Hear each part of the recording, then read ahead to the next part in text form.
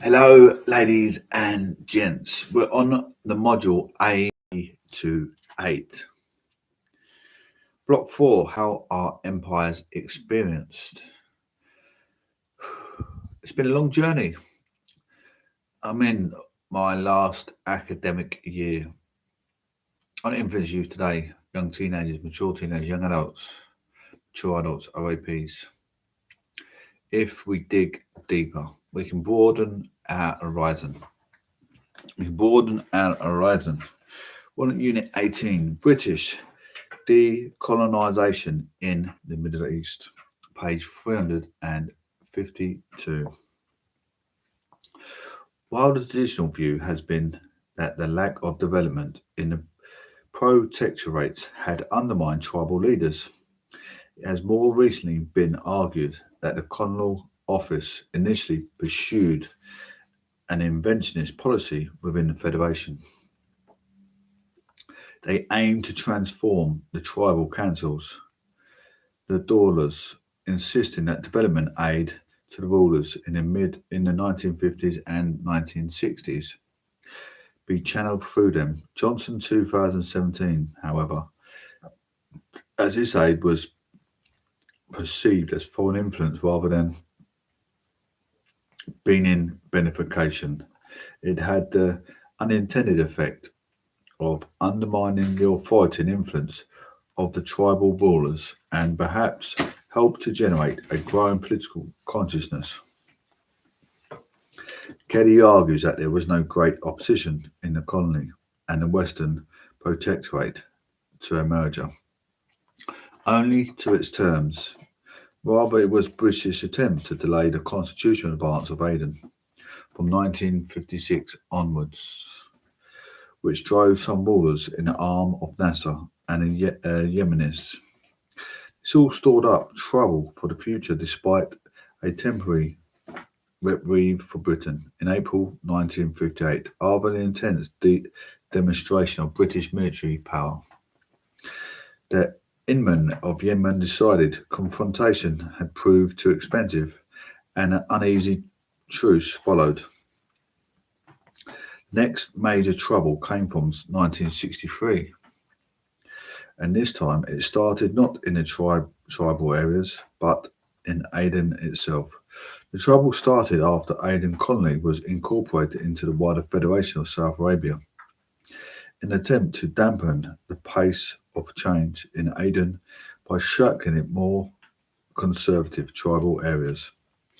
Federation was contrary to the wishes of the colony highly urbanized population, so dissent now increased when Aden fast became a new front in the post-Suez confrontation with Nasser. Rise of Aden Trades Union Congress, the People's Socialist Party. It was hoped that the Federation would serve as a useful buffer against Nasserite influence, Yemeni aggression, but it is also supposed to help contain the Adenese working class by wrapping urban Aden colony into the wider federal structure, as the various petty emirs, the Sikhs and sultans were completely dependent upon British support. It was thought, inaccurately, that they could be relied upon to oppose the nationalism that flourished in Aden and would offset the power of the urban nationalist if not dominate the modern colony.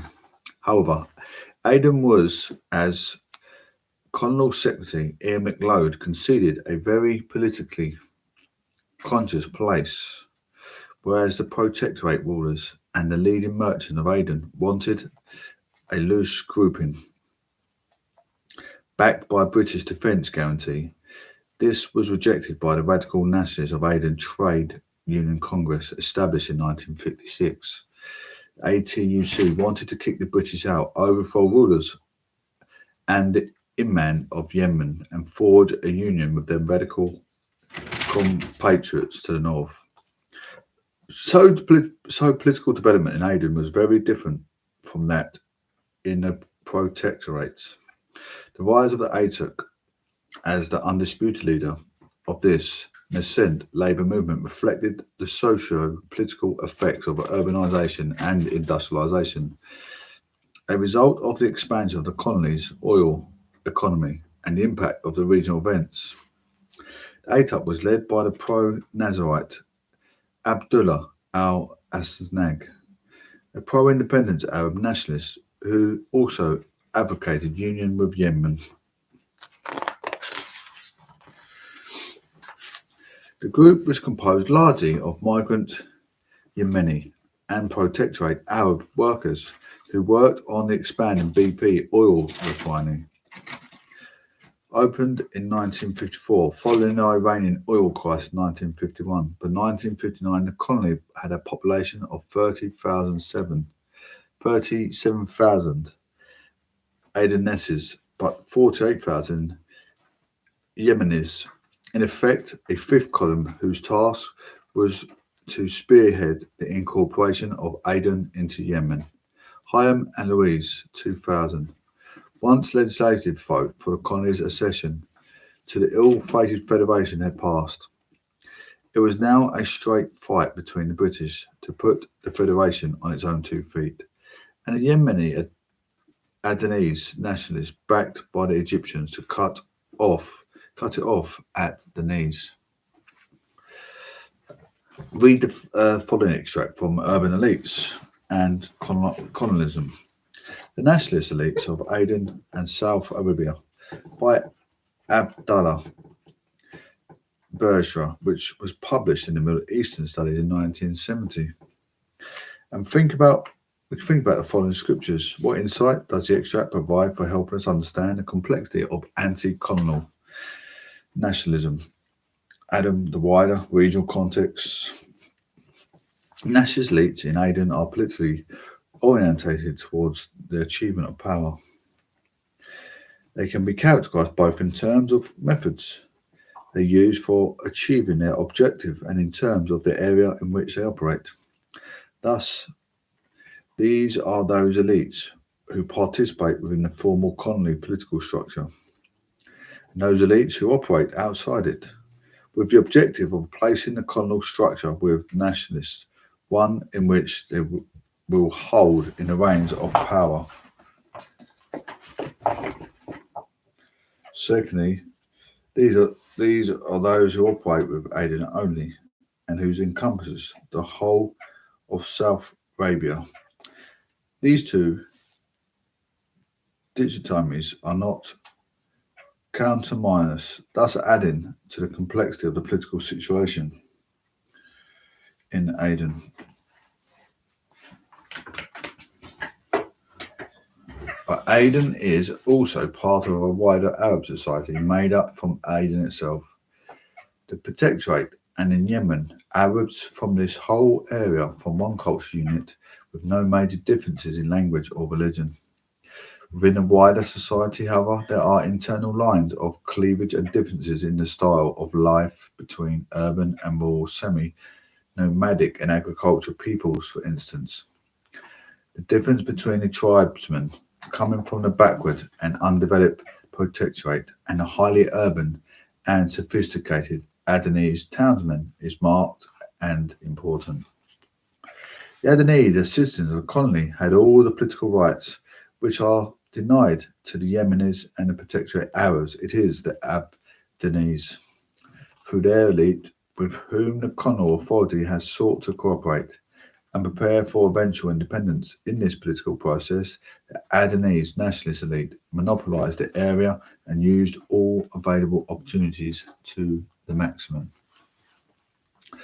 Although constitutionally aliens, the Yemenis were the largest group in Aden, nearly 1.5 times as many as the Adenese, and twice as many as the protectorate Arabs.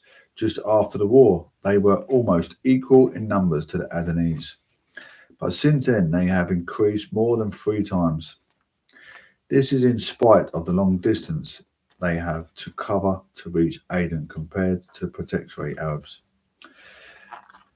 As a group, the Yemenis have the same basic features as the protectorate. Arab In 1946, British officials described them as constituting the entire labour force in Aden's industry.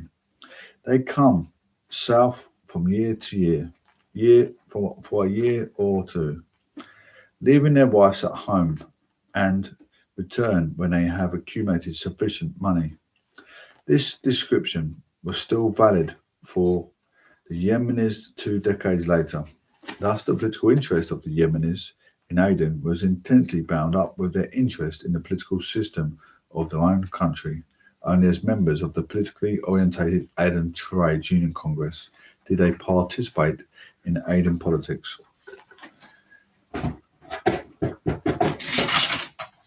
As described above, the Yemenis were constitutionally aliens as the franchise in Aden excluded immigrants who could not prove they later had lived in the colony for 7 out of the last 10 years. The extent of this disfranchisement, along with the lack of an increase in the Legislative Council's power, led A2UC to conduct a militant campaign against both.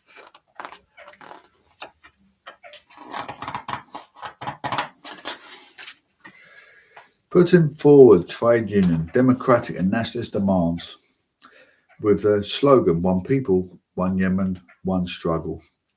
A state of emergency was declared in April 1958, following a 2-day general strike. The following October, after 2 days of rioting in Crater, there were mass arrests with 240 workers deported to Yemen. The attack's General Secretary, Abdullah al-Ashnag, was detained and the organisation newspaper was banned. Then in October 1960, the Legislative Council effectively made strikes illegal through the passing of a new industrial relation ordinance. To this countermeasure, the Attack turned to politics and created the People's Society Party, which was funded by Egypt, funneling money through Yemen.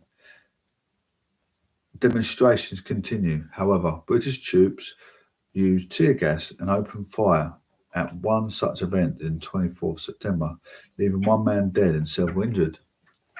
This happened 2 days before the planned legislative vote on the new Industrial Relations Ordinance, which is due to take place on 26th of September. As a result, the majority of elected members walked out in protest, as Nusinger concludes. The whole affair was blatant excising, vote rigging and gerrymandering carried out without even the most nominal pretense of consulting the wishes of Aden's inhabitants. Indeed, the whole exercise was expressly designed to thwart their wishes under a camouflage of constitutional property. The safeguarding of the colony as a military base was an absolute priority.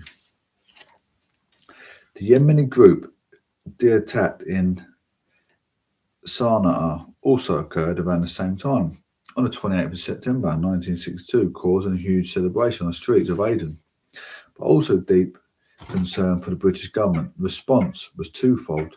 The first took the form of covert intervention in the Yemen Arab Republic, where rebel forces were assisted with weapons and mercenaries with the aim of destabilizing it. The second was a major crackdown on the opposition in Aden, with repeated arrests and deportation of the Attack officials and People's Socialist Party members. In this context, al-Ashnag was instructed on his frequent trips to Cairo in 1963 to continue the campaign to drive the British out of South Arabia. A campaign given vocal support by Britain's enemies in the United Nations. An unsuccessful one-off assassination attempt to the new governor of Aden and High Commissioner to the Protectorate, Sir Kennedy Chavaskis, followed at Kormaksa Airport on the 10th of December 1963. This resulted in the declaration of another state of emergency, with virtually the entire PSP and Attack leadership placed in detention, and the proposals to further restrict the franchise to only 10% of the population implemented. Insurgency, competing anti-colonial nationalism, and communal violence, the National Liberation Front, and the Front for Liberation of the South Yemen. But now, the Marxist-inspired guerrilla group, the NFL, had been established in Yemen, and it began a sustained campaign of assassination in the Federation. Its leaders were middle class clerks, teachers, officers, such as Khotan al-Shabi, who had become the first president of the People's Republic of South Yemen followed independence, while the Yemeni president, Abdullah al-Salal, was initially reluctant to support them, hoping that British recognition for his government might yet be forthcoming. His loyalties changed once it became obvious that the British had no intention of doing so. As Atak's political wing, the People's Socialist Party remained opposed to armed struggle. It would be the NFL that al-Salal, together with his Egyptian advisories, would support. The NFL's aim was to destroy the Federation and establish a communist-style people's democracy. That meant removing the British and federal rulers. Its radicalism.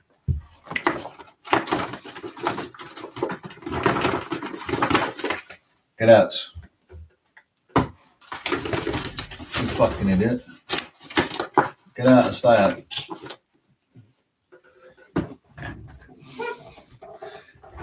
Political and People's Socialist Party remained open to armed struggle. It would be the NFL that al-Salal, together with his Egyptian advisor, would support. The NFL's aim was to destroy the Federation and establish communist-style people democracy. That meant removing the British and federal rulers. Its radicalism appealed to tribesmen in the interior as well as urban workers and even some traditional elites in the city.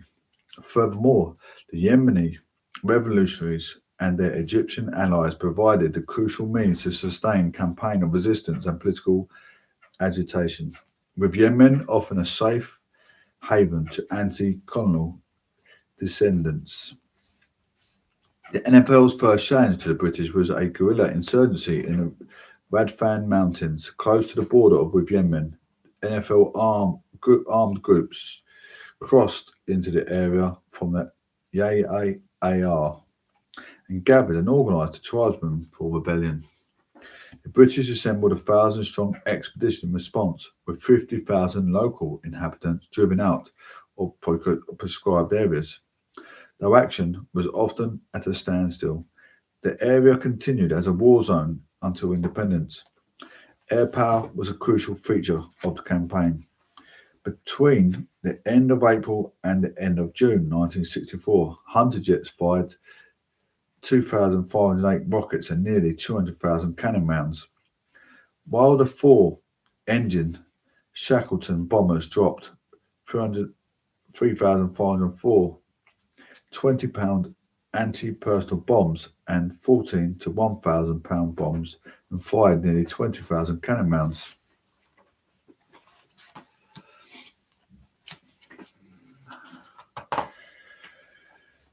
Now, let's read the following interview taken from the article Women and Revolution in the People's Democratic Republic of Yemen.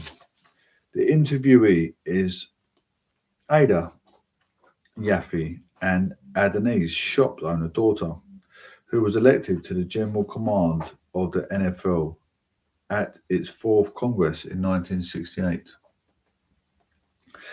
When this interview was carried out in December 1977 by the article's author, Professor Maxine Molyneux, Yafi was a member of the General Union of Yemeni Women.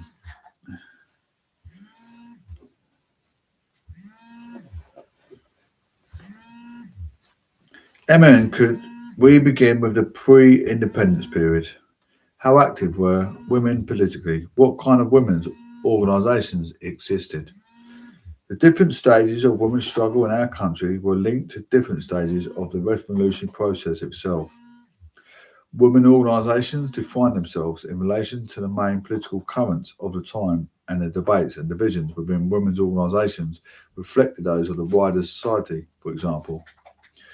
The first women's clubs were set up by the British in the late 1940s and early 1950s. Their place was later taken in Aden at least by a right-wing Aden Women's Club run by rich Arab women from the merchant families, and eventually in later 1950s the Arab Women's Society was founded. It was closely identified with a nationalist movement that developed in the build-up to the Suez Crisis in 1956. As with all the women's organisation, this too was primarily a political organisation rather than a women's organisation.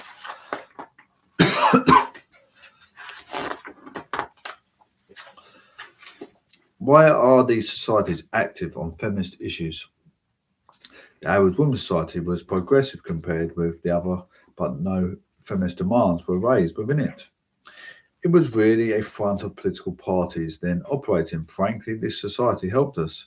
It was useful in our struggle. When we looked at it from outside, it seemed to be a social club, but inside there were political activities going on, ongoing meetings, printing clandestine leaflets, and so on. It was very important for getting women active in the political work of the NFL. It was good recruiting ground.